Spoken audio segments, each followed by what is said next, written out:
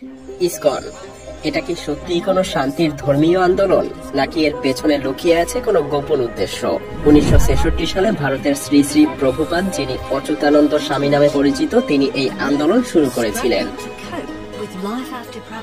তারা বলেন, ইসকন পৃথিবী জুড়ে শ্রীকৃষ্ণের নাম প্রচার করে যাতে মানুষের মনে শ্রীকৃষ্ণের চিন্তা, প্রেম এবং শ্রদ্ধা প্রতিষ্ঠিত হয়, এবং এই লক্ষ্যেই শুরু করা হয়েছিল হরে কৃষ্ণ আন্দোলন। তারা বিশ্বাস করতেন হরে কৃষ্ণ মন্ত্রটা যদি মানুষ নিয়মিত বলে তাহলে তাদের জীবনে শান্তি এবং সুখ আসবে। শুনতে একদম সাদামাটা এবং শান্তিপূর্ণ মনে হচ্ছে, তাই না? কিন্তু এর পেছনে কি কিছু গোপন উদ্দেশ্য বা কালো সত্য লুকানো রয়েছে? কেন ইসকন পৃথিবীর প্রতিটা প্রধান দেশগুলোতে নিষিদ্ধ, এমনকি ভারতেও? অবাক লাগছে? একটু অপেক্ষা করুন। ইসকন যদিও শান্তির কথা বলে, তবে অনেকেই অভিযোগ করেছেন তাদের কাছে ধর্ম মানে শুধু টাকার খেলা, অথবা বলা যায় বিশ্বাসের নামে শোষণ, শাসন এবং নিপীড়ন। অর্থ সংগ্রহের জন্য ইসকন যে মানুষকে শারীরিকভাবে শাস্তি দেয়, এমনকি মানসিক অত্যাচারও করে, এটা শুনলে আপনার মনে কি প্রশ্ন আসে না তাদের অভ্যন্তরীণ জীবন কেমন? আসলে এটা জানলে আপনি হয়তো ভয়ও পেতে পারেন।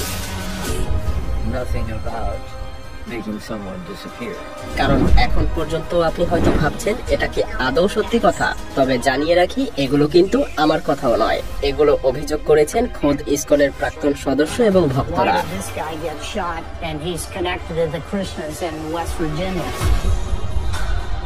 I promised that I would stay for 6 months and didn't get out for 11 years. Him wanted to take over the movement. Manipulative, power hungry. প্রথম অভিযোগ, যেখানে বলা হচ্ছে প্রাক্তন সদস্যরা দাবি করেছেন যে ইসকন তাদেরকে শারীরিক এবং মানসিক নির্যাতন করেছে। একসময় শৃঙ্খলার নামে তাদেরকে দেওয়া হতো ভয়াবহ শাস্তি।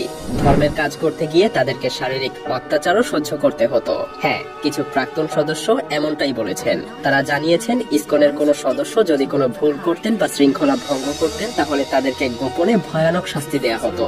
শারীরিক অত্যাচার, মানসিক অত্যাচার, এমনকি দিনের পর দিন কঠোর শৃঙ্খলাবদ্ধ জীবন। ইসকনের বিরুদ্ধে অভিযোগের তালিকা কিন্তু এখানেই শেষ না। এটা তো কেবল শুরু মাত্র। তাদের যে পৃথিবীর প্রায় সব প্রধান দেশ তাদেরকে নিষিদ্ধ করেছে। যেমন ধরুন রাশিয়া। 2015 সালে রাশিয়ান সরকার ইসকনকে একটা সেক্ট বা সংস্কৃতি বিরোধী ধর্মীয় গোষ্ঠী হিসেবে চিহ্নিত করে নিষিদ্ধ করে দেয়।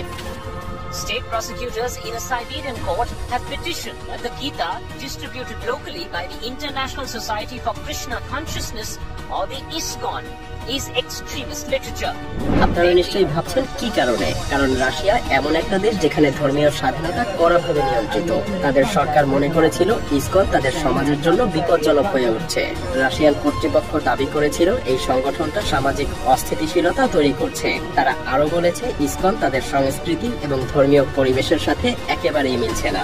তবে এই নিষেধাজ্ঞার পেছনে কি শুধু এসব কারণ, নাকি আরো গোপন কোনো কারণ থাকতে পারে? কেন রাশিয়া তাদেরকে এভাবে নিষিদ্ধ করলো?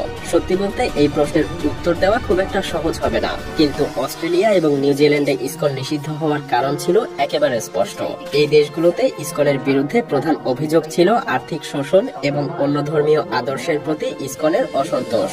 যদিও এই দেশগুলোতে ইসকনকে পুরোপুরিভাবে নিষিদ্ধ করা হয়নি, তবে তাদের কার্যক্রমকে অনেক কঠোরভাবে পর্যবেক্ষণ করা হয়েছে এবং ব্যাপকভাবে সংক্ষিপ্ত করা হয়েছে। এমনকি একসময় ইসকনকে বলা হয়েছিল এটা শুধু ধর্ম নয়, বরং একটা ব্যবসায়িক সংগঠন। স্থানীয়রা অভিযোগ করেছেন ইসকন তাদের সদস্যদের কাছ থেকে অর্থ আদায় করতে অনেক সময় ধর্মীয় জ্ঞান বা ভক্তির নামে চাপ সৃষ্টি করত। তাহলে প্রশ্ন ওঠে, এটা কি শুধুই ধর্মীয় সংগঠন, নাকি এর আড়ালে আর্থিক শোষণের কোনো বড় ধরনের কৌশল চলছে? খোদ ইসকন ভারতেরই বেশ কিছু রাজ্যে অনেকটাই নিষিদ্ধ। এমনকি ভারতের কয়েকটা রাজ্যে স্থানীয় জনগণ মনে করেন ইসকনের আদর্শ তাদের ধর্মীয় বিশ্বাসের সাথে পুরোপুরি সাংঘর্ষিক। এছাড়াও অনেকেই প্রশ্ন করেছেন ইসকন কি সত্যি ভারতীয় সংস্কৃতির অংশ? কারণ অনেক সময় ইসকনের কার্যক্রম ভারতের মূল সংস্কৃতির সাথে একেবারেই মেলে না। এদিকে চীনে ইসকনের নিষিদ্ধ হওয়ার কারণটা একেবারেই আলাদা। কারণ চীন এমন একটা দেশ যেখানে সবকিছুই সরকারের নিয়ন্ত্রণে। এছাড়াও ভারত চীনের শত্রু দেশ। আর চীন এমন একটা দেশ যেখানে বিদেশি ধর্মীয় সংগঠনের কার্যক্রমের উপরে কড়া নজর রাখা হয়। যদি কোনো ধর্মীয় গোষ্ঠী বা আন্দোলন সরকারের অনুমতি ছাড়া কার্যক্রম চালায়, তাহলে সেটা বিপজ্জনক হিসেবে চিহ্নিত এবং নিষিদ্ধ করা হয়। চীনের সরকার মনে করেন ইসকন তাদের দেশের সুরক্ষার জন্য অত্যন্ত বিপজ্জনক। এছাড়াও মধ্যপ্রাচ্যের দেশ ইরানেও ইসকনের কার্যক্রম বেশ সীমিত। ইরান একটা ইসলামিক দেশ এবং সেখানে ধর্মের প্রতি অত্যন্ত কঠোর মনোভাব রয়েছে, তাই সেখানে ইসকনের কার্যক্রমও বেশ কড়া নিয়ন্ত্রণে রাখা হয়েছে। যদিও ইরান সরকার খোলাখুলিভাবে ইসকনকে নিষিদ্ধ করেনি, তবে তাদের কার্যক্রম কঠোরভাবে সীমাবদ্ধ এবং ইরানে ইসকনের প্রচারণা পুরোপুরিভাবে নিষিদ্ধ। তুরস্কেও ইসকনের কার্যক্রম নিষিদ্ধ বা সীমিত করা হয়েছে। ইসকন যেহেতু ভারতীয় ধর্মীয় চিন্তা ভাবনা এবং আধ্যাত্মিকতা প্রচার করে, সেহেতু তুরস্কের ইসলামিক আদর্শ কখনোই ইসকনকে ভালোভাবে গ্রহণ করেনি। তুরস্কে ইসকনের কার্যক্রম শুরুর পর থেকে সেটা কখনোই সরকারিভাবে স্বীকৃতিও পায়নি এবং তাদের কার্যক্রম সেখানে কঠোরভাবে সীমাবদ্ধ করে রাখা হয়েছে। এছাড়াও বাংলাদেশ সহ আরো বেশ কিছু দেশ মনে করে যে ইসকন তাদের দেশে ধর্মীয় উস্কানি সৃষ্টি করে দাঙ্গা বাঁধাতে চেষ্টা করছে, আর তাই এসব কারণেই ইসকনকে বিভিন্ন দেশে নিষিদ্ধ করা হয়েছে। তাহলে এখন প্রশ্ন, ইসকনের বিরুদ্ধে উঠানো এসব অভিযোগ কি সত্যি? আপনার কি মনে হয়?